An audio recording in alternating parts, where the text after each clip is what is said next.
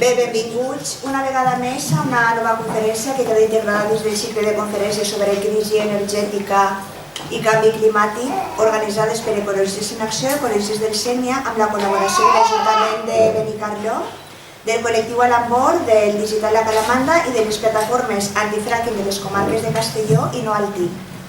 Avui podem gaudir de la conferència Creixement o Col·lapse a càrrec de José Anastasio Urra Urbieta, Tasio Urra, com el coneixem molts.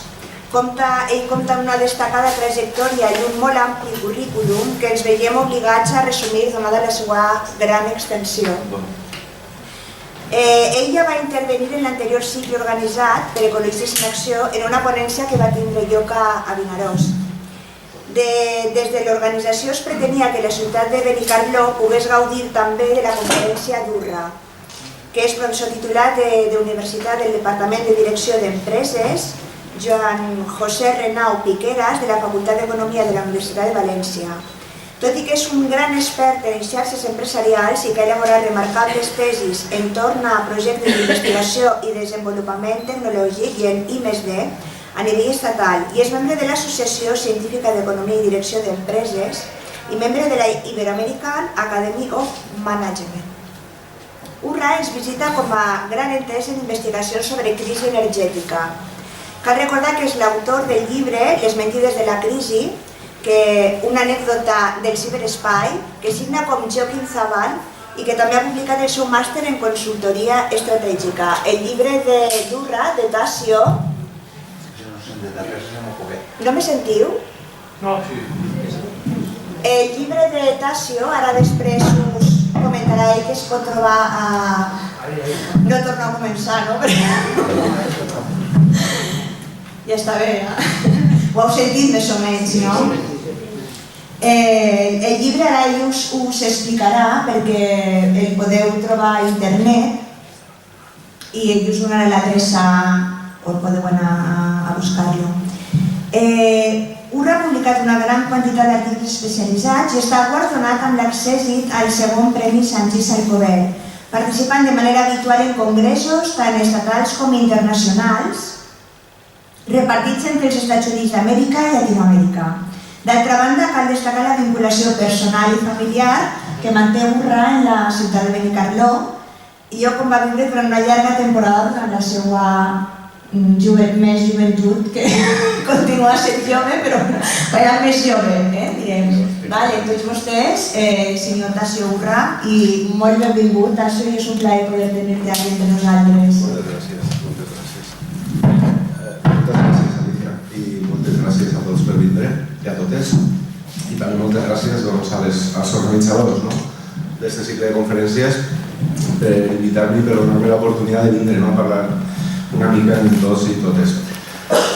Vaig alçar-me i vaig anar caminant per ahí, que me sent més còmode, i me sento una mica abrumat, perquè realment tampoc espera tant el meu currículum comparativament i sí que he fet coses, però tampoc és que sigui un gran especialista, no només que me fixe en les coses que passen, observe i després com tinc per la professió l'accés a un munt d'infos, estadístiques, de dades, es vas mirant i vas trobant coses i te vas adonant de com estan les coses. Aleshores ja, sense més dilació, vaig a contar-vos una mica com estan les coses.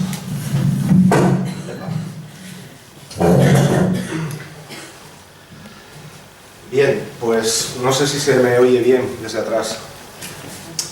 El título es Crecimiento o Colapso, de la conferencia esta o de la charla, entonces no sé, quizá no sea lo suyo desvelar desde el principio el pastel y la sorpresa y el regalo, pero la verdad es que incluso yo creo que sobraría ya uno de los tres sustantivos, el del crecimiento. El crecimiento ya no existe, o sea, aquí estamos hablando de crecimiento o colapso en pocos años, realmente esta es la cuestión y ahora veremos por qué. Bien. Lo que vamos a ver básicamente son datos en gráficos de una manera muy intuitiva, que yo creo que se entienden bastante bien y yo procuraré explicarlos, de todas maneras, cualquiera que tenga después cualquier duda, pues lo comentamos, lo que sea.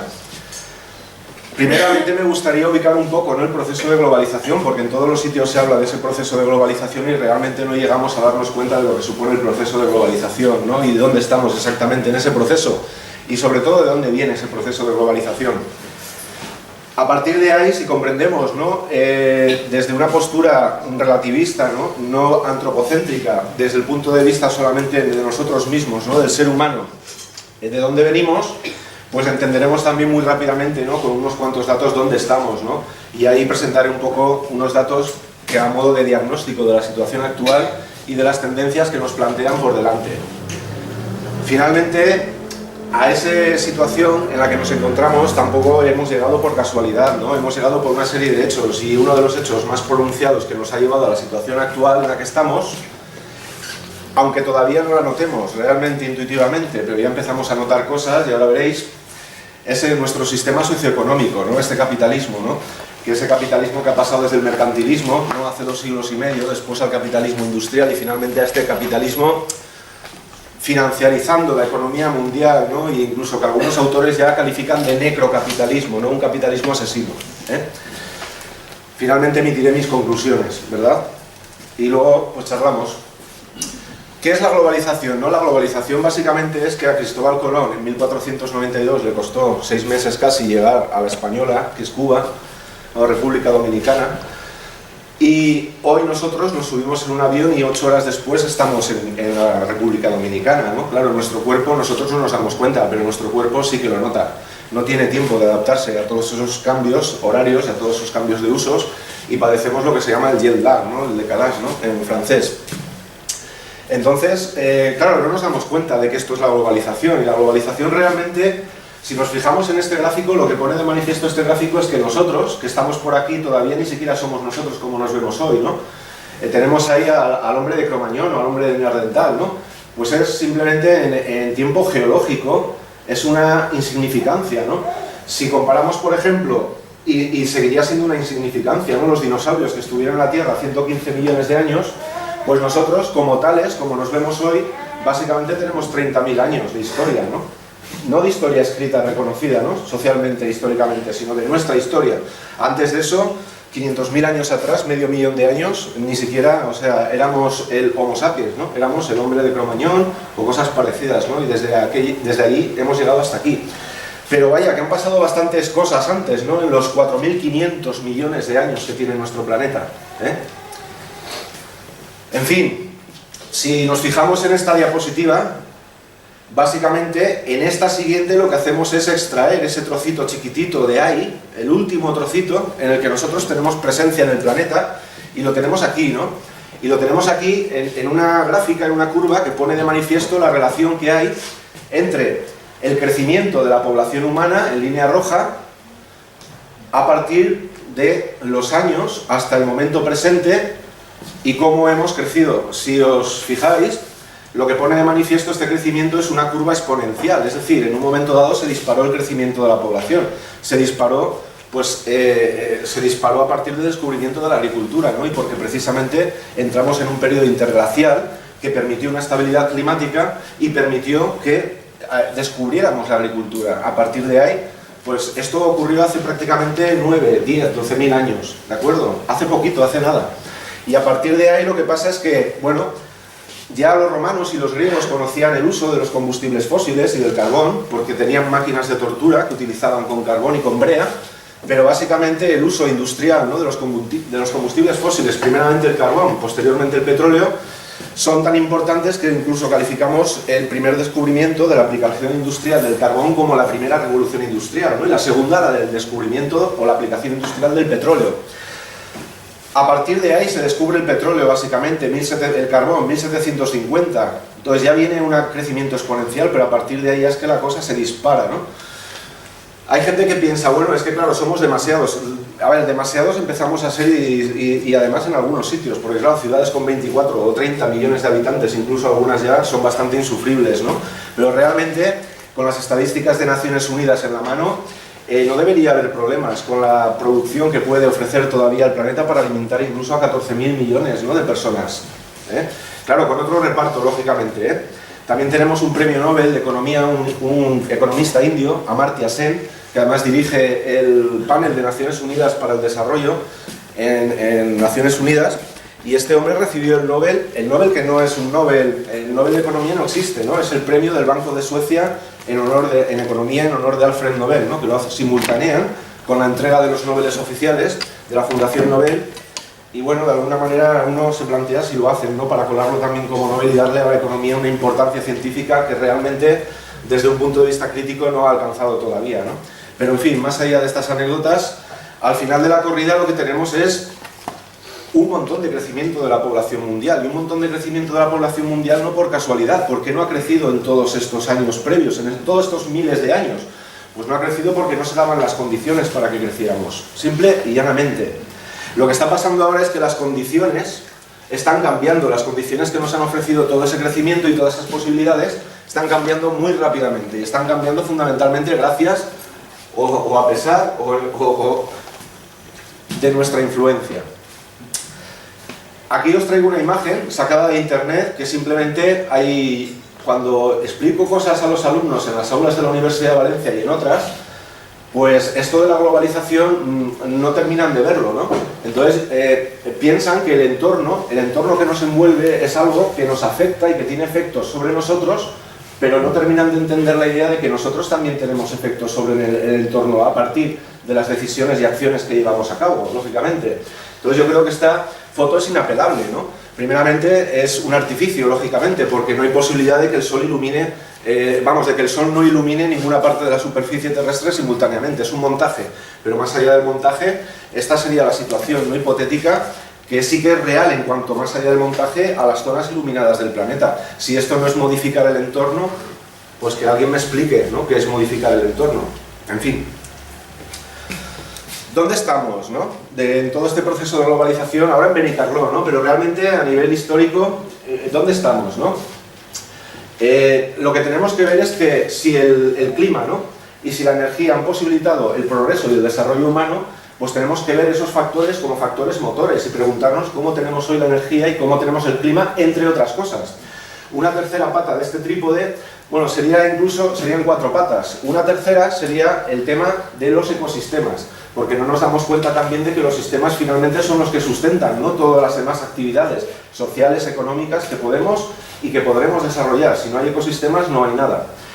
Y la otra cosa es también el punto o el gran tema de la tecnología, ¿no? ¿Cómo está la tecnología? Porque realmente se piensa, ¿no?, que la tecnología va a ser capaz de ofrecernos las innovaciones necesarias y justo en el momento necesario para poder solucionar los problemas. Si lo analizamos un poco más en profundidad, ahora veremos que nos tenemos que cuestionar si eso va a ser así. Empezando por alguna parte, ¿no?, que no es el principio, sino una de las 4. ¿Cómo tenemos la situación energética y qué tendencias nos permite dibujar esta situación que tenemos en la actualidad? Bien, la primera cuestión que deberíamos tener clara es la tremenda correlación que hay entre consumo energético y crecimiento del PIB, crecimiento económico. Es cierto que el crecimiento económico, al menos el Producto Interior Bruto, es un indicador sesgado y defectuoso del crecimiento y sobre todo más que del crecimiento, del progreso, del desarrollo humano, pero bueno, es el indicador por excelencia, ¿no? Vamos a ceñirnos a ese, reconociendo sus limitaciones, y obtenemos de la Agencia Internacional de la Energía los datos de Producto Interior Bruto en billones de dólares del año 2000 usando precios constantes de paridad de compra, y lo que tenemos en este eje de aquí, en las ordenadas, son millones de toneladas de petróleo equivalente. Entonces lo que podemos ver es que la correlación es prácticamente perfecta, vamos, me atrevería a decir que por encima del 60%, y además es una correlación absolutamente lineal. Es decir, no hay crecimiento si no hay consumo de energía, y evidentemente no puede ser de otra manera. Si no hay consumo de energía, ningún ser vivo puede vivir. Primeramente empezará a perder sus grasas, después empezará a perder las proteínas musculares y finalmente sus células se acabarán comiendo unas a otras. Hay un balance energético de cualquier organismo vivo, y las sociedades y nuestro sistema socioeconómico no deja de ser un organismo vivo, lo hemos formado nosotros. A partir de ahí, ¿es importante la energía y hasta qué punto? Bueno, ya hemos visto que respecto al crecimiento es fundamental, pero más allá de eso, aquí tenemos las perspectivas de crecimiento, nos dicen, son datos de la Agencia Internacional de la Energía, en el World Energy Outlook de 2013 y después retocados por la Secretaría Técnica de Repsol, ¿no? Ahora os cuento dónde está el retoque de la Secretaría Técnica de Repsol. Entonces, claro, ellos toman los datos de la Agencia Internacional de la Energía para el año 2013 y nos dan las previsiones de la misma para el año 2040. En el año 2013 consumimos pues 13.599 millones de toneladas equivalentes de petróleo y se supone que consumiremos 17.934 en 2040. Pero os quiero llamar la atención sobre la composición, ¿no? Fijaos que tendríamos de hidrocarburos, que son el gas natural, y el petróleo prácticamente la mitad del consumo actual de todas nuestras fuentes energéticas. Si sumamos el carbón, es decir, las tres fósiles, nos vamos a casi el 80%, por encima del 80%. Esto que dicen de las renovables y del despegón de las renovables y tal y cual, a la vista de estos datos son pamplinas, porque las renovables a día de 2013, y hoy la situación no es mucho mejor, suponen el 1% nada más de toda la energía que consumimos. Y fijaos que la previsión nada sesgada, esta gente ni es roja ni es comunista, ¿eh? Entonces, la previsión es que dentro de un montón de años, bueno, no tantos ya, dentro de 25 años aproximadamente, 23, estemos solamente en un 5% de renovables. Y fijaos que apenas hay un movimiento significativo en las tres fósiles. Sí que cae ligeramente el petróleo, cae en 5 puntos porcentuales, pero es a costa de un incremento del gas natural en 3 puntos y el descenso del carbón que se llena por otras fuentes por ahí, ¿no? Sobre todo, bueno, la biomasa queda igual y demás. ¿Dónde está el retoque de la Oficina Técnica de Repsol? Si podéis leer desde atrás, pues ahí lo que dice son perspectivas de crecimiento de la demanda mundial de energía primaria. Claro, ellos lo cuelan como demanda. El problema con esto es que, claro, habrá demanda de estas energías mientras queden energías que se puedan ofertar, porque si no hay oferta, en otros términos, para ver si me explico. Al final, toda la energía que podamos producir a lo largo de la historia y que hemos producido se consume y además es muy difícil almacenarla. Es decir, se consume lo que se produce y si no se produce más, pues no se consumirá más. Ellos sí que nos dicen que habrá demanda, pero la demanda puede haberla o no haberla. Si no hay energía, pues bueno, ajo y agua, ¿no? Que se suele decir, ¿eh? En fin. Acá lo que tenemos es datos de la Agencia Internacional de la Energía y de la US Energy Information Administration, la Administración Norteamericana de Información Energética. Entonces son datos que sacamos y son datos, acá en este primer gráfico lo que tenemos es en millones de barriles al año la producción de petróleo mundial, que está en torno desde 2004 a los 75 millones de barriles. Este petróleo es el petróleo crudo de buena calidad, no son otras cosas, ahora veremos otras cosas. Y los años, desde el año 2002 a 2010, y aquí abajo lo que tenemos es el histórico de precios, desde el año 83 hasta el año 2012. Entonces lo que podemos ver en el gráfico de arriba es que la curva sube, pero a partir de ahí, hombre, hace zigzagueos, ¿no? Pero ya no sube, la tendencia se nos queda plana. Esto es bastante ilógico, ¿no? En economía. Y aquí igual, ¿no? Aquí lo que vemos es que la curva va más o menos plana hasta el año 2004, los años coinciden, ¿no? Aproximadamente 2004. 2004 empieza el subidón, ¿no? Con el gran subidón de 2008, el bache y tal. Pero bueno, entonces ¿esto qué quiere decir? Esto quiere decir, esto es de un artículo que está publicado en Nature. Nature es la primera revista a nivel mundial en el área de ciencias multidisciplinares. Y son dos tipos que son ingenieros, Murray y Kim, ¿no? De Estados Unidos, lo publicaron en el año 2012. Entonces ellos simplemente lo que hacen son los datos que acabo de mostrar en la anterior diapositiva, los llevan a un gráfico para construir lo que se conoce como la curva de oferta, ¿no? Del petróleo mundial. Entonces lo que tenemos aquí son, en azul los datos del 98 a 2004 y en negro los datos de 2005 a 2011. Lo que vemos es que, bueno, los ejes lo que tenemos es, acá lo que tenemos es el precio de mercado y acá lo que tenemos es la cantidad producida. Entonces lo que vemos es que hasta el 2004 hay un comportamiento lógico del mercado. Es decir, ¿qué ocurre?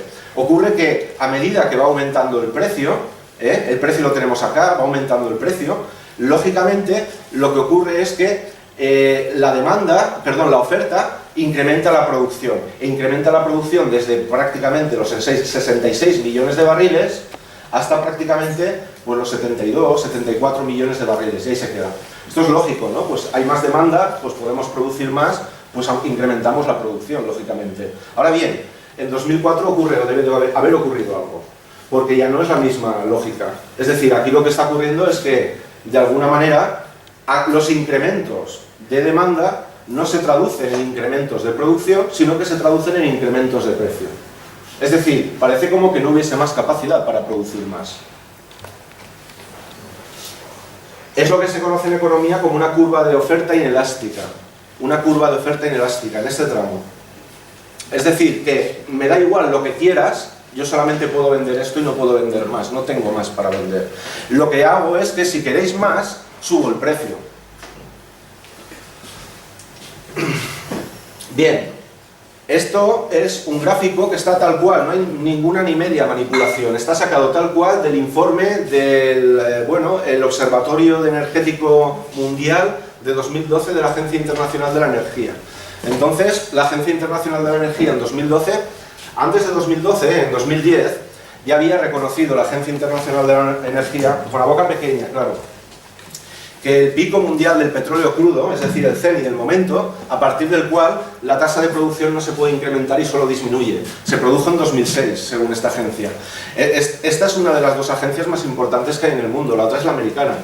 No hay más. Luego están los gabinetes de informes de las 5 grandes petroquímicas privadas. Y luego están los gabinetes de informes de las públicas, ¿no? Mirad el gráfico, qué curioso, ¿no? De alguna manera en 2012, simplemente con este gráfico, nos vuelve a reconocer que el pico del petróleo crudo convencional, el momento a partir del cual ya no podemos extraer más a nivel mundial, se produce en el año 2005, porque fijaos, nos dicen en este gráfico que estas barras de color azul oscuro es lo que actualmente se produce en el año 2012. Lo que actualmente se produce de petróleo crudo convencional. Toca techo en el año precisamente 2005. Entonces la Agencia Internacional de la Energía, haciendo malabarismos, nos dice, pero no se preocupen, ¿no? Porque por lo menos hasta el año 2035, que hacemos la estimación, lo tenemos bastante resuelto. ¿Cómo lo vamos a resolver? Pues no hay preocupación, porque en esta línea azul de aquí más clara, en estas barras azules, dicen, bueno, estos son campos que todavía tenemos que desarrollar, aún no hemos desarrollado, pero los tenemos que desarrollar, entonces los desarrollaremos, no hay que padecer. Bueno, pues uno se lo puede creer o se lo puede no creer, en fin.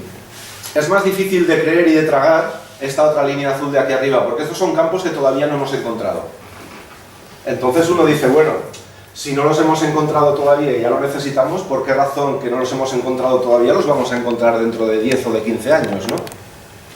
En fin, todavía es más difícil, bueno, estas no, estas son más lógicas, ¿no? Porque esta moradita de aquí ya son los líquidos del gas natural. Es decir, el gas natural lo podemos licuar y mediante un proceso químico se puede obtener petróleo crudo, o asimilado, muy parecido. El problema con esto es, claro, toda la energía que se pierde en ese proceso del gas natural. Al transformarlo y meterlo en el proceso industrial, pues has tirado por la borda un montón de energía, ¿no? Pero bueno, en los sumideros de energía perdemos actualmente más. Bien, tenemos, además nos dice la Agencia de la Energía, iremos rellenando todo lo que falte del petróleo bueno y barato con otros petróleos no convencionales. ¿Esto qué es? Son petróleos de las prospecciones que están haciendo en Alaska, son petróleos que se obtienen en aguas marinas muy profundas. Estos son petróleos no convencionales. Tenemos otro petróleo no convencional, pero que esta agencia lo separa, que es el light tight oil, es el petróleo ligero de roca compacta, es lo que se extrae mediante fracking. ¿De acuerdo? Que es esta línea roja, ¿no? Que es una miseria y compañía, ¿no? Y luego además nos dicen que también obtendremos, mediante innovación tecnológica, ganancias en el procesamiento de la materia prima por mejora de los procesos, ¿no? Pero bueno, en fin, como os decía, ¿no? Algunas cosas son aparentemente lógicas y otras son más difíciles de tragar. Pero la cuestión es que cuando uno coge estos datos y los empieza a mirar con un poco más de zoom, ¿no? Con un poco más de lupa, se empieza a dar cuenta de algunas cosas, porque fijaos qué cucas que son estas agencias, ¿no? Nos ponen aquí los años, que con esto nadie tiene problema, pero en el otro eje, en el de las ordenadas, lo que nos están poniendo son las cifras de todas estas cosas que son distintas energéticamente, porque claro, un barril de gas natural, un barril de petróleo, 159,7 litros cada uno, a nivel calórico, energético, no tiene la misma cantidad de energía. Siempre tiene más el petróleo crudo convencional, es el de la mejor calidad. Un barril de petróleo de gas natural aproximadamente ofrece el 60% del poder energético de un barril de petróleo. Pero claro, si nos dan todas las unidades en miles de millones de barriles al día, son unidades físicas, son millones de barriles. ¿Qué tenemos en esta gráfica de la derecha? Lo que hemos hecho ha sido transformar todas estas unidades que nos dan y que construyen este gráfico en unidades distintas, en unidades, millones de barriles petróleo equivalente. Es decir, hemos transformado todo lo que no sea el petróleo crudo convencional a unidades calóricas de petróleo crudo convencional para poder comparar la energía que nos aporta esto, porque finalmente lo que nos interesa no son los tanques, sino la energía que hay dentro de esos tanques. Cuando lo pasamos a unidades energéticas y no físicas, mirad que cómo cambia la curva, es la misma. Son las mismas cantidades. Y lo que nos dice es que en el año 2013 empezamos ya con un descenso pronunciadísimo del petróleo crudo convencional a nivel mundial. Y que en el año 2017-2016 que estamos, pues ese descenso es todavía mayor. Se está produciendo un descenso exponencial en una tasa interanual que oscila entre el 3 y el 6% de caída de la producción de petróleo crudo convencional. Y la volatilidad de precios que estamos viendo se debe precisamente a esto y a la imposibilidad en el actual mercado de petróleo de que en esas condiciones se ajusten demanda y oferta. En fin, alguien dirá y pensará, bueno, pero a ver, ellos dicen también que hay algunas opciones que podemos sustituir esto por cosas, ¿no? Por otras energías. En fin, los petróleos no convencionales básicamente son los petróleos derivados de esta técnica tan agresiva, ¿no? Medioambientalmente y socialmente, que es el fracking, que por aquí en el Maestrat, y más bien en el Alt Maestrat es con prou bé, ¿no? Tenemos también los bitúmenes son el conjunto de estas arenas asfálticas, ¿no? Que son como breas, que cuando se produce un derrame de petróleo en una costa y llega a las playas, no sé si lo habéis visto, ¿no? Se queda como una brea pegajosa. Pues esto mismo sucede naturalmente en Canadá, por ejemplo, en la región de Alberta, ¿no? Todo el territorio es prácticamente, en cuanto escarbas un poco, este género pastoso de brea mezclada con arena. Se llaman arenas asfálticas o bituminosas, de ahí se está produciendo petróleo. Tenemos también ese petróleo de las zonas remotas. El problema que tenemos con todos estos petróleos sucedáneos, porque son no convencionales, es que son de mucha peor calidad, es decir, no tienen el mismo capacidad energética, tienen un menor rendimiento, tienen una tasa de rentabilidad energética muy inferior, son mucho más contaminantes, tanto por los métodos de extracción como por la quema de los propios combustibles, y además en su extracción hay límites físicos y geológicos insuperables. Tanto es así que el fracking ha demostrado ya en el otro lado del Atlántico, en Estados Unidos, que no es más que una burbuja financiera y ha reventado. El Deutsche Bank tiene atrapados 80.000 millones de dólares con esto. En Canadá hay 120.000 millones de dólares atrapados y en Estados Unidos hay otro agujero de otros 130.000 millones, ¿no? Y hay muchas empresas que están quebrando. Lógicamente, ¿no? Porque esto solo es rentable con unos precios del barril convencional disparados por ahí arriba. Los precios actuales es la quiebra garantizada para cualquier prospección y extracción de este tipo. No son rentables, pero no son rentables no porque no lo sean económicamente, porque no lo son energéticamente, porque llega un punto que para poder sacar un barril de petróleo energético de ahí abajo tienes que meter más de un barril en el proceso de extracción, con lo cual estás perdiendo energía neta. Buenísima, claro. El gas natural y el carbón, pues bueno, el otro día leía un informe de que China es hoy el país más contaminado del mundo, ¿no? No pueden ni respirar, se están muriendo de cánceres como en Londres del 1750 al 1800. ¿Por qué? Pues porque, primeramente, el gas natural y el carbón no son ninguna apuesta segura. Hay ya muchísimos estudios que indican que se va a producir su cenit del gas natural antes del año 2030 y del carbón muy probablemente antes del 2040. Además del carbón, son energías que producen más contaminación. No el gas natural, depende de la técnica de extracción que se emplee para el mismo y que tienen límites físicos y geológicos. Con el carbón además ocurre un problema adicional y es que el carbón de mejor calidad, las suyas, ya las hemos básicamente agotado. Entonces lo que quedan son antracitas y sobre todo lignitos de muy baja calidad, tanto en Alemania como en el resto del mundo. El uranio, pues bueno, aparte de accidentes como el de Chernóbil, ¿no? Que todavía hoy, 40 años después básicamente, o 35 años después, allí hay un radio de 500 kilómetros que no se puede acercar nadie, ¿no? Y en Fukushima, hasta los robots que envían, ¿no? Para desactivar, desmantelar los reactores, ¿no? Los tubos, ¿no? De uranio del reactor número 5, hasta los robots se funden, ¿no? Ya está. Esto, aparte de esto, hay estudios científicos que demuestran que su cenit, con lo que conocemos hoy de reservas y la tecnología que tenemos, se va a producir antes del año 2040. Y tiene un problema adicional. Ya no solo es el riesgo de accidentes, sino qué narices vamos a hacer en un contexto de baja energía neta social para gestionar los desechos radiactivos, que tardan miles y miles de años en desactivarse. En fin. Y después, bueno, las renovables todas adolecen de límites físicos insuperables, todas, y requieren de una base material que no tenemos disponible, no solamente tanto energéticamente, sino además como de un montón de minerales. No voy a entrar, porque tampoco es mi intención marearos las cabezas. Aquí, si pincháramos el enlace, tenemos una tesis de Alicia Valero, es una tesis española muy buena, Y esta chica lo que hace en su tesis es demostrar con datos mundiales cómo las vetas de mineral de un montón de minerales distintos están menguando en sus concentraciones y cómo lo que hay es que cada vez nos cuesta más energía poder extraer esos minerales porque están en menores concentraciones.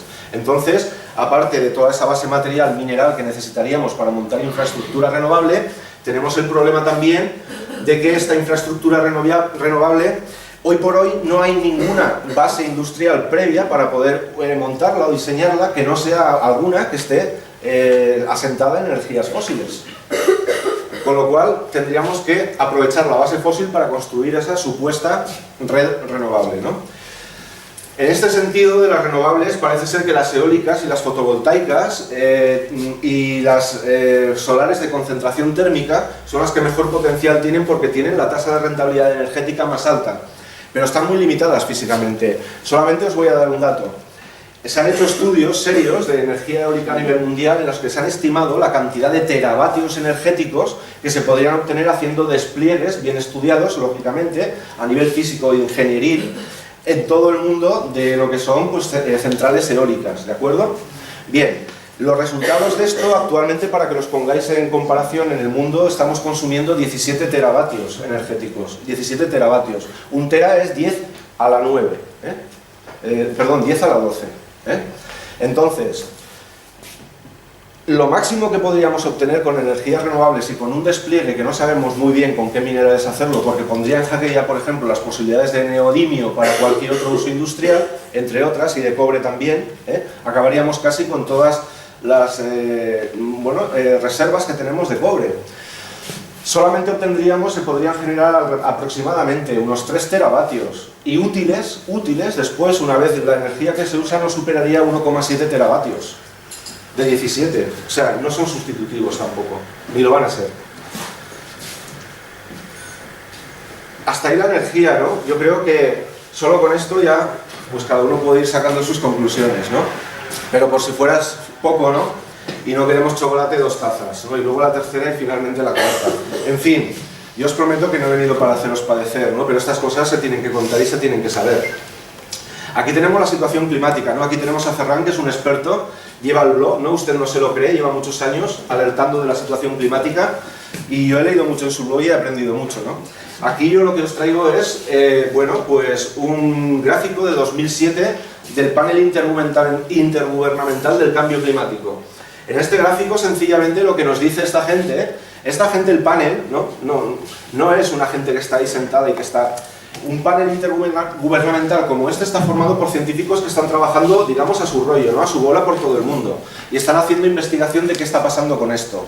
Y entonces, cada 5 años, cada 5, 4, la última vez han sido casi 7, pues se reúnen, ¿no? Ahí ahora sí el panel, que son científicos también, y toda esta información de todo lo que hay en el estado de la investigación la criban, la organizan, la racionalizan un poco y entonces emiten su informe. Este es el de 2007. Aquí lo que nos dicen, con todo el conocimiento de la situación climática en ese momento, 2007, de esto ya ha llovido un poco, encara que per así, cada volta plou menys, ¿no?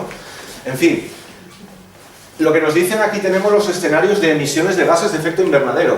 Y aquí a este otro lado tenemos la asociación que tienen esos escenarios de emisiones de gases de efecto invernadero con la subida de las temperaturas estimada, ¿no? A partir del histórico, que es hasta el año 2000, que es la línea negra. A ver, en 2007 nos decían que el peor escenario es este, ¿no? Rojo de aquí, que es este rojo de aquí, son estas emisiones, que es lo que llaman ellos el A2, ¿no? Que es el business as usual, ¿no? Es decir, no hacemos nada y seguimos pues haciendo lo que venimos haciendo hasta ahora igual, ¿no? Perfecto, pues lo que está pasando es que no nos hemos despegado desde 2007 para nada de ese escenario, ¿no? Seguimos haciendo lo mismo. Y en ese escenario nos alertaban en 2007 de que en el año 2100, después sabemos, ¿no? Que han sido muy optimistas, esto va a ser antes. Pues bueno, la temperatura de la Tierra, la temperatura media, pues podría aumentar en una media de 2,5 grados, 3, pero con picos, con posibilidades, una desviación típica de hasta 6 grados, ¿no? Centígrados. Si la temperatura de la Tierra efectivamente aumenta a 2,5 grados, que de esto ya prácticamente no cabe duda, lo vamos a pasar mal, ¿no? Va a haber grandes migraciones, va a haber grandes conflictos sociales y va a haber grandes sequías y grandes penurias. Pero si aumentase 6 grados, desapareceríamos todos, ¿no? Quedarían las panderolas, las cucarachas y las medusas prácticamente. En fin, Vámonos un poquito más atrás, ¿no? O sea, más a la actualidad, porque claro, 2007, ¿y qué ha pasado desde entonces? Pues han pasado cosas. Bueno, pasó que ya antes de 2007 se desató, ¿no?, una vorágine negacionista de todos estos hechos constatados, porque hay intereses de las grandes petroquímicas, fundamentalmente una familia norteamericana, ¿no?, que se llama Koch, ¿no?, pues están ahí financiando, ¿no?, con pasta, ¿no?, pasta, para que por lo menos aquí se siembre la confusión con esto. Pero fijaos que hasta Rockefeller, ¿no?, y esta gente no es tonta, y hace tiempo que ha desinvertido todos sus negocios del petróleo y ha invertido en ferrocarriles. Entonces, ¿qué pasó desde 2007? Aquí tenemos el informe de 2013, que cuando, bueno, monté un poco la presentación esta, la verdad es que todavía pedían que no se citase y tal, ahora ya es público, después de que lo han arreglado bastante y lo han maquillado bastante, pero bueno, traemos otros datos. Estos son datos del Centro Polar, del Centro de Ciencia Polar de los Estados Unidos, ¿no? Entonces esta gente nos dice que en los últimos 35, 40 años, ¿no?, 30, hemos perdido pues prácticamente 4 quintas partes del hielo polar en el Ártico. A ver, el problema de que perdamos tanta superficie de hielo en el Ártico no es básicamente que vaya a subir el nivel del mar, ¿no? Es banquisa, es hielo flotante en el mar, por lo tanto no subirá el nivel del mar cuando se deshiele. Lo que sí que cambiará es el clima del planeta, ya está cambiando de hecho, ya está cambiando. Estos negacionistas, pagados por todos estos intereses, además de mantener batallas, bueno, cruentas, insufribles y unos tostones ya insoportables en internet, porque es la verdad, son insoportables, nos decían que, claro, que los modelos, que os he presentado antes del panel, ¿no?, intergubernamental, estaban equivocados. Porque la realidad que ellos constataban, ¿no?, este era su argumento, era que de la primera década del siglo, de 2000 a 2010, 2011, pues no se había apreciado el calentamiento que predecían esos modelos. Es cierto que no se había apreciado el calentamiento, pero como la ciencia lo bueno que tiene es que tampoco para, pues hoy sabemos, hace unos años ya sabemos, que ese calentamiento no se produjo y se produjo un menor calentamiento en la primera década, pero porque confluyeron una serie de hechos. Hechos que son como la avenencia, ¿no?, de dos fenómenos, el niño y la niña, que redujeron las temperaturas, fueron especiales. Además de esto, tenemos que en estos años el efecto pantalla de las emisiones de azufre, debidas a las emisiones de dióxido de azufre, las emisiones de dióxido de azufre son muy importantes porque las centrales térmicas de ciclo combinado, cuando queman carbón para obtener electricidad, lo que están haciendo es lanzar al espacio, si no tienen filtros, a la atmósfera, dióxido de azufre, ¿no? Igual que los coches diésel, por eso la necesidad de que tengan que tener un filtro, ¿no?, entre otras cosas que vierten. El dióxido de azufre, aparte de que es nocivo para nuestra salud y provoca la lluvia ácida, lo que provoca también es un efecto apantallamiento en la atmósfera, de manera que impide que los rayos del sol lleguen todos. Tenemos también en esa primera década, los ciclos solares, sabemos que el sol tiene diversos ciclos, en diversas cadencias. Una de ellas es un ciclo de 11 años. Cada 11 años pasa de una mayor intensidad solar a una menor intensidad solar. Y precisamente la primera década del siglo ha estado en baja intensidad. Además de eso, sabemos que el sistema climático se rige por una dinámica de sistemas que obedece a unos forzamientos con retardos. Esto es decir, obedece a las concentraciones de dióxido de carbono, no a las emisiones. Por lo tanto, hoy está respondiendo el clima a las emisiones que se lanzaron hace 20, 30 años. Todavía no al periodo de mayores emisiones. ¿Qué ha pasado de 2014 a la actualidad? Que toda esa tendencia de menor calentamiento que tuvimos en la primera década sobre los modelos se ha invertido, porque se han invertido todos esos procesos y ahora tenemos más calentamiento y está aflorando.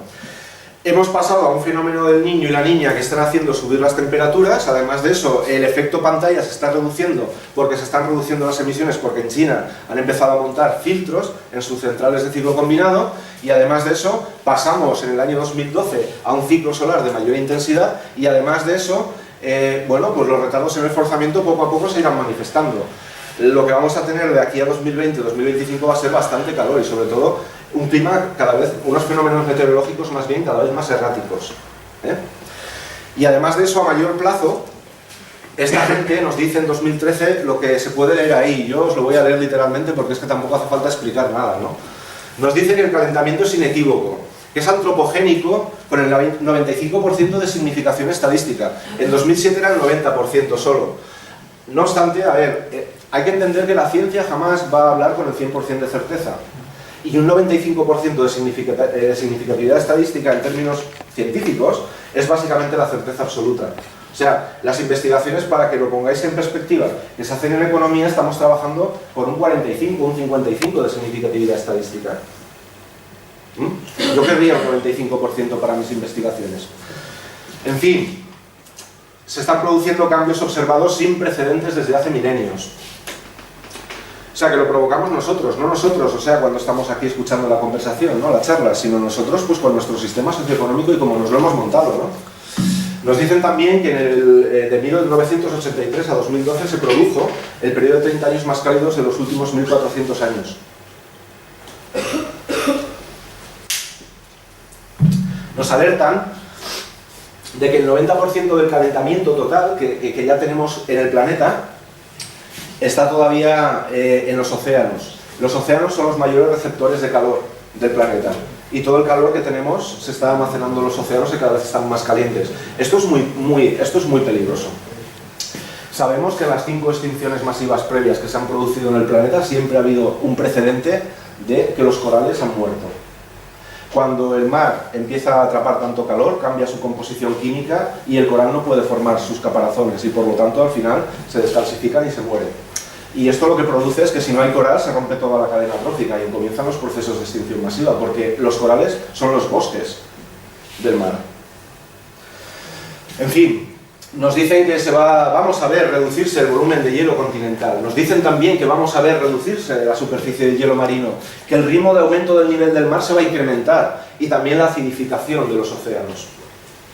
Nos dicen que la temperatura media global a finales del siglo XXI puede estar entre más 2, 3 grados hasta más 6, ¿no? Lo que tendría implicaciones, la verdad es que catastróficas. Más 6, ¿no? Porque más 2, más 3, todo el mundo lo descuenta ya, ¿no? O sea, esto se descuenta, ya no se habla de otra cosa más que de adaptación, ¿no? Básicamente, por ahí arriba, ¿no? Adaptación, o sea, se descuenta. Nos dice también que, bueno, que en el futuro esperemos un incremento del nivel de los océanos, un incremento en su acidificación, cambios en las corrientes marinas, radicalización de los fenómenos meteorológicos extremos. Consecuencias del cambio climático van a persistir durante muchos siglos. Esto es tremendo, ¿no? Incluso aunque las emisiones de dióxido de carbono fueran completamente detenidas hoy, ¿no? Lo cambiamos de golpe, ¿no? Sí podemos, venga, pam. Pues no para, sigue y va a seguir, La tercera cosita que os traía, ¿no? Los ecosistemas, ¿cómo están? Pues hechos unos zorros. Aquí tenemos, igual que hay un panel intergubernamental sobre el cambio climático, hay otro menos conocido sobre los ecosistemas, ¿no? Y el estado de los ecosistemas. Se llaman los Ecosystem Millennium Assessment, ¿no? El reporte de los ecosistemas del milenio, ¿no? De ahí he extraído solo a título anecdótico, no un botón, pero bueno, más que anecdótico es una muestra de lo que hay en el informe, ¿no? Estas son las perspectivas que nos dan, bueno, como la historia de dónde viene también un poco de la preocupación de Naciones Unidas, ¿no? De los años 80, que veían que como que la cosa se desmadraba y se pusieron a investigar y montaron biólogos, ¿no? que investigaran cómo estaba la cosa. Entonces en 2005 emiten su informe, ¿no? Después de estar ahí pues 20 o 25 años viendo un poco la situación. Y esta es una de las conclusiones, ¿no? que nos dan. Aquí vemos la evolución de las pesquerías marinas, ¿no? En millones de toneladas y cómo desde los años 70 al año 2000, pues básicamente también hemos tocado techo en el año 1987. Esto no quiere decir que ya no haya pescado, ¿no? Esto quiere decir pues, que la capacidad de extracción que tenemos de ese pescado cada vez es menor y que hay que recurrir a más cultivos y que hay que recurrir pues, a un montón de cosas que realmente vemos hoy en los supermercados, ¿no? Y en las pescaderías que ni nos imaginábamos, ¿no? Hace unos años que podríamos ver por aquí, ¿no? Tilapias y similares, me refiero, cosas de estas, ¿no? Que vienen del sudeste asiático. En fin, nos dice también esta gente que de los vertebrados, ¿no? Compuestos por mamíferos, reptiles, aves, anfibios y peces, de 1970 a 2006 se ha producido un 35% de pérdida de biodiversidad, ¿no? De pérdida de especies. Esta tasa es superior, y algunos científicos ya alertan, de que es superior la pérdida de especies y de biodiversidad que estamos experimentando, sufriendo en la actualidad, a la que tuvo lugar hace 65 millones de años cuando impactó el meteorito en el Golfo de Yucatán y se produjo la última extinción masiva que fue la que se llevó a los dinosaurios. En aquel momento, repito la idea, ¿no?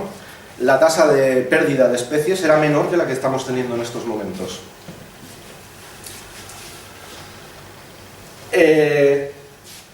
esta gente nos dice que la capacidad de carga del planeta está superada desde el año 1980, es decir, desde este año vivimos básicamente de prestado, no tenemos más que un planeta, lógicamente, ¿eh? Entonces, ¿qué ocurre? Lo que ocurre es que sobrecargamos los ecosistemas, no les damos tiempo a regenerarse. Para que os hagáis una idea, tal está, bueno, ahí está el dato a nivel global, ¿no? La huella ecológica mundial supera en más del 20% la capacidad del planeta, en la actualidad, ¿eh? Esto, en términos de perspectiva, es... El ejecutivo medio norteamericano necesitaría como 25 planetas para poder cubrir sus necesidades. El ejecutivo medio europeo alrededor de 17. Un español medio necesitaríamos casi del orden de casi 3 planetas. Los únicos que están por debajo de la huella ecológica son los africanos, que no llegan al planeta, no consumirían un planeta. Están en 0,7 planetas. Bueno, allí sabéis, ¿no? Que se hacen con unas botellas de agua de bombillas, hacen chanclas. Y madre mía, y además se comen, ¿no? Se comen y lo reciclan perfectamente. Todos nuestros despojos electrónicos, ¿no? Que los mandamos allí en barcos, los dejamos allí tirados para que se pudran y demás, ellos los reciclan todos, ¿eh? Superhombres, los que sobreviven, claro, ¿eh? Los que no, pues una tasa de mortalidad infantil muy alta, pero los que sobreviven, tengo un amigo que es médico que estaba haciendo ahí muchas visitas, superhombres y supermujeres. En fin, eso sí que es evolución y adaptación. Nos dice esta gente también, sobre los ecosistemas, que el 60%, nada menos, 2/3 de los ecosistemas están deteriorando o deteriorándose globalmente. Deteriorándose quiere decir precisamente que los estamos explotando, los estamos usando por encima de su capacidad de renovación. Nos dicen que la segunda mitad del siglo XX la transformación de ecosistemas es la más rápida que se ha producido en toda la historia. Y los daños a la diversidad biológica son considerables e irreversibles. Nos dicen también que estos cambios nos van a traer costes severos, con riesgos de cambios disruptivos, no lineales, es decir, de ir a un estado de la biosfera distinto del que conocemos. Nadie sabe muy bien cuál, pero sí que podemos apostar que no va a ser nada positivo para nosotros. Nos dicen también que los daños a la... ¿dónde estoy? Que se va a agravar, claro, lógicamente, la pobreza en parte de la humanidad y sobre todo, ¿no?, en las generaciones futuras. Nos dicen que la degradación de los servicios de la naturaleza podría empeorar durante la primera mitad del siglo XXI, impidiendo el desarrollo de los países emergentes. Ya está ocurriendo, de hecho. Nos dice también, y os lo puedo prometer, vengo de una temporada, bueno, una temporada es un poco pretensivo, ¿no?, pretencioso. 15 días he estado en Costa Rica, ¿no? Y la verdad es que la última vez que estuve de una manera activa, porque estuve en el medio en 2013, pero no salí del hotel por circunstancias, la primera vez que estuve fue en 2005, ¿no? Y eso sí que te da una perspectiva, ¿no?, pues de básicamente 10, 11 años, y he visto muchos cambios en un país que era el que mejor puntuaba en los índices de felicidad, de países más felices en el mundo, y también uno de los países, el país, ¿no?, de mayor biodiversidad relativa por metro cuadrado, ¿no? Ha cambiado mucho en 10 años. En fin, nos dice también esta gente que la degradación de los ecosistemas podría ser parcialmente revertida mediante cambios políticos, mediante cambios institucionales y mediante cambios sociales. Y lo he puesto en mayúscula, pero nos dicen al mismo tiempo que es que esos cambios no se están produciendo. Y ya sé que alguien estará pensando, y vengo a daros otra mala noticia, que con la tecnología lo arreglamos todo, ¿no? Porque, a ver, sí que es cierta una cosa, ¿eh? Ahora vamos a depositar una tesis sobre creatividad. Esto es maravilloso, ¿no?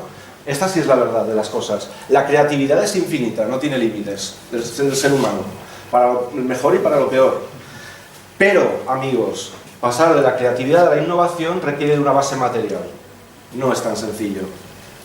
En fin, ¿cómo tenemos la innovación? Pues la innovación la tenemos también bastante fastidiada, más allá de la propaganda, más allá de los smartphones y más allá del internet. Cuando miramos la evolución de la tecnología y sobre todo de la innovación tecnológica en el mundo, en nuestra historia, acudimos, por ejemplo, a este estudio. Tenemos aquí los datos. Este tipo es ingeniero y además es independiente, no trabaja en ninguna universidad. Colocó este artículo en el año 2005 en esta revista, Technological Forecasting and Social Change. Es una revista que está en el número 17 a nivel mundial de las revistas del área de gestión y negocios. Entendedme, es decir, que un tipo independiente, ingeniero, coloque en una revista que es la 17, ¿no?, la 17ª mundial, un artículo de estas características, si no estuviese bien hecho y si no fuese fuerte, sería muy complicado, ¿eh? Y más en esta revista. Hay algunas otras que trabajan con fraude, pero no es el caso de esta. Entonces este tío, lo que se le ocurre a la gente, ¿verdad?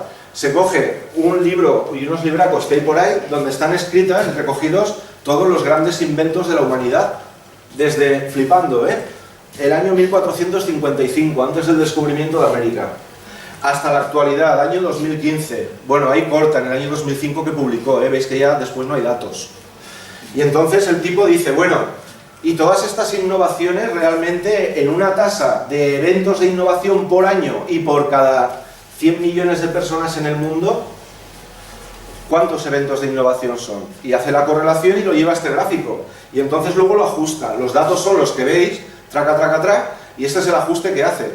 Pues el ajuste que hace lo que nos dice es que en el año 1873 tocamos techo a nivel de la tasa de innovación mundial. Es decir, ¿esto quiere decir que ya no inventamos? No, seguimos inventando, pero desde el año 1873 cada vez menos. Y por si a alguien le quedan dudas, el tipo, que también se lo cuestiona, porque claro, es un resultado que la verdad es que da bastante miedo, ¿no? Pues dice, bueno, voy a ver si esto puede llegar a ser cierto y evidentemente debajo de esos datos hay un argumento racional, ¿no? Y entonces hace otra prueba y lo que se toma aquí es, en vez de a nivel mundial, los inventos que se han hecho, se toman los datos de la Oficina de Patentes de los Estados Unidos y hace la misma comparación, pero claro, en este caso no por cada 100 millones de personas, ¿no? Sino por cada millón de personas, ¿no? Estados Unidos es más chiquitito, lógicamente. Y entonces fijaos la curva que le sale desde el año 1795, ¿no? Las patentes de Estados Unidos. En 1915 tocamos el techo, desde entonces menos patentes. En Estados Unidos, ¿no? La cuna de la innovación, de la creatividad y de todas estas cosas, el Silicon Valley, ¿no? Así tenemos la innovación.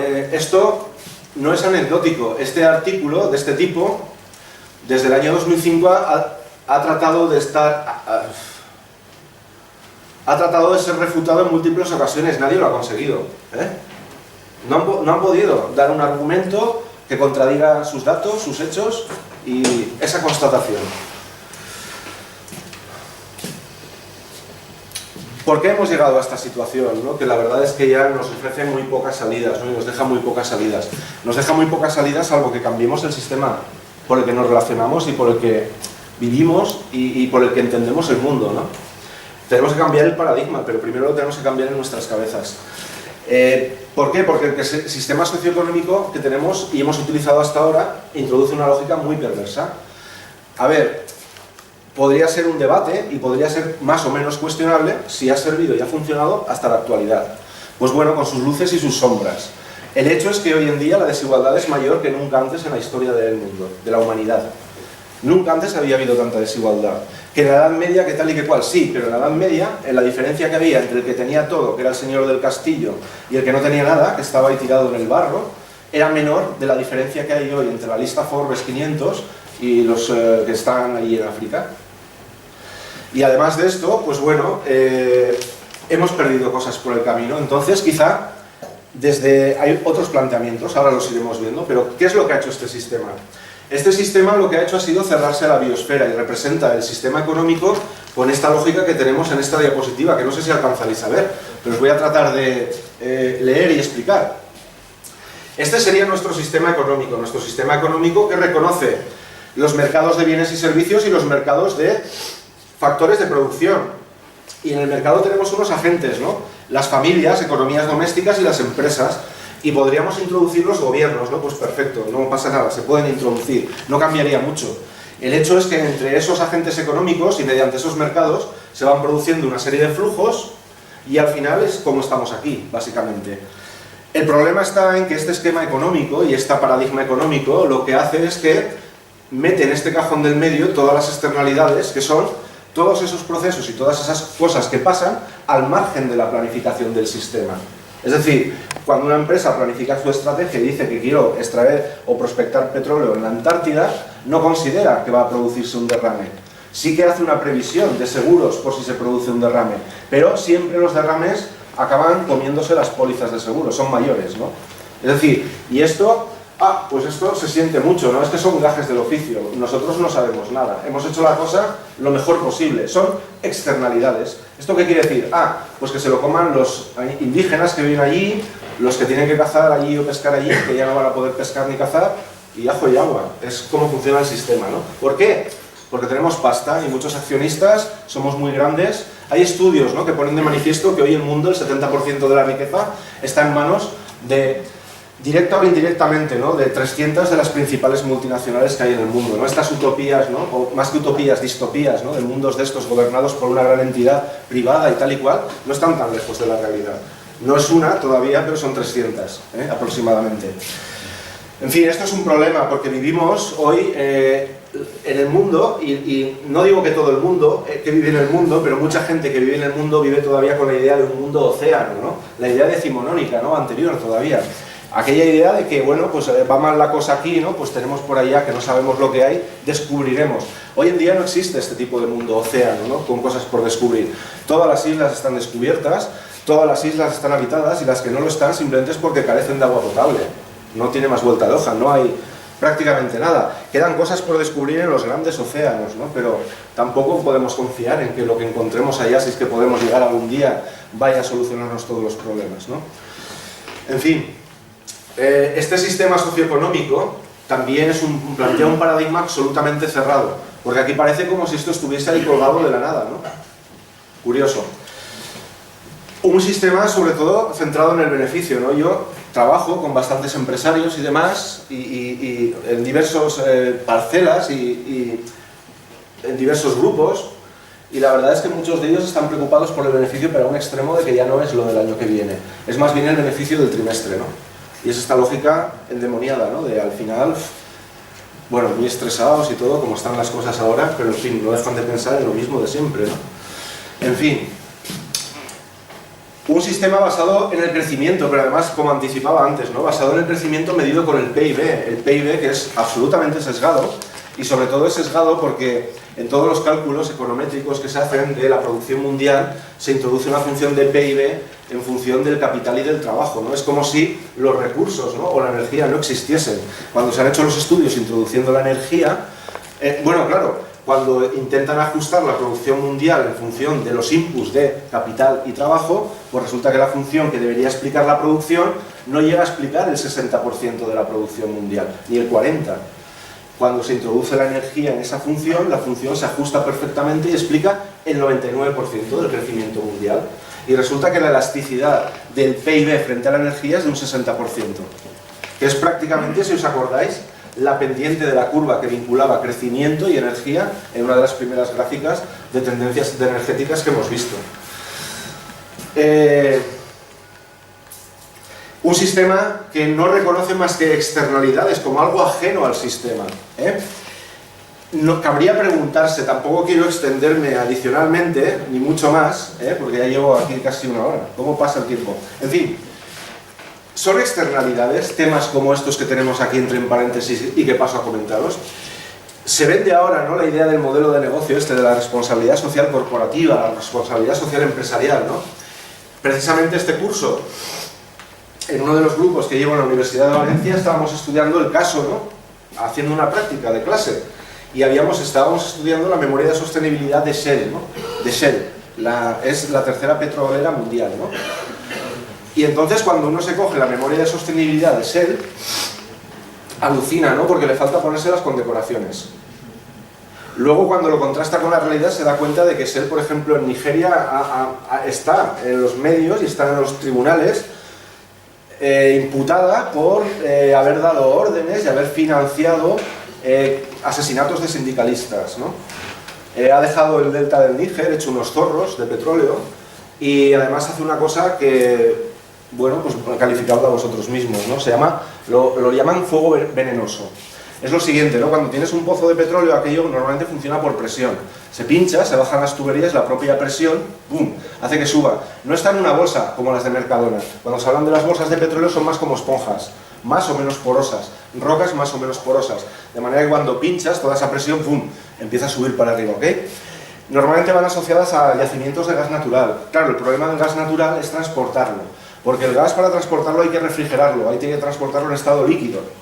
Y esto no sirve en los petroleros, tienen que ser tanques estancos, porque si hay una mínima fuga es muy volátil. Imaginaos lo que cuesta montar un gasonero, es decir, una sala de compartimentos estancos, ninguna filtración y además máquinas de refrigeración para que aquello se mantenga fresquito. ¿Qué hacen los despabilados? Pues pinchan, sale el gas natural y le pegan fuego.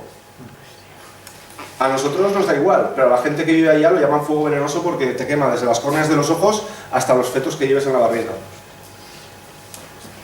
En fin, y hablan de responsabilidad social corporativa, ¿verdad?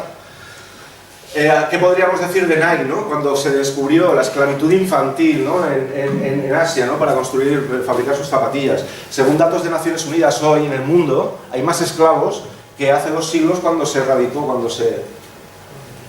cuando erradicamos la esclavitud en el mundo, hace 2 siglos, hoy hay más esclavos y el 30% de ellos son infantiles. ¿Y todos compran tus zapatillas? Sí. Las necesitamos, nuestros pies se han quedado ya sin callos y blanditos. Nokia ha tenido el mismo problema en este caso también en Asia.